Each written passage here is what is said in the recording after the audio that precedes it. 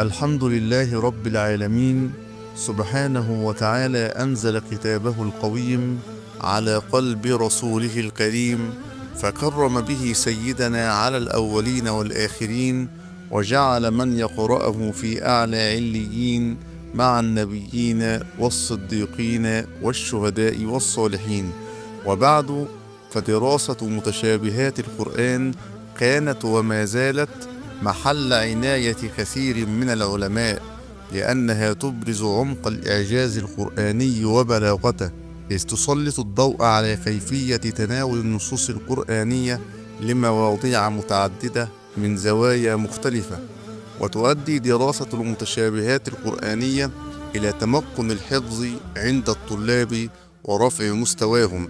ورحم الله الإمام السخاوي إذ يقول: فالحافظ المتقن قد ساوى الملك، فاستعمل الجد فمن جد ملك. وقد راعيت في هذه المذكرة مستوى الطلاب الدارسين، حيث إنني لم أتطرق إلا إلى المتشابهات التي تتناسب مع مستواهم.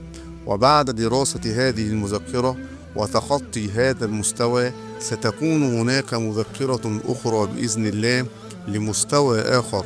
وراعيت أيضا في تنسيق هذه المذكرة أن تعرض المتشابهات في نظام جداول، مستخدما عددا من الألوان ليسهل حفظها على طلاب هذا المستوى.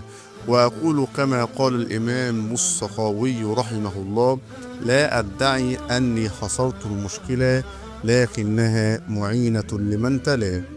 وأسأل الله العظيم رب العرش العظيم أن يجعلكم من حفظة كتابه الكريم، وأن يرزقكم العمل بما فيه، وأن يجعلكم ممن يقيم حروفه وحدوده.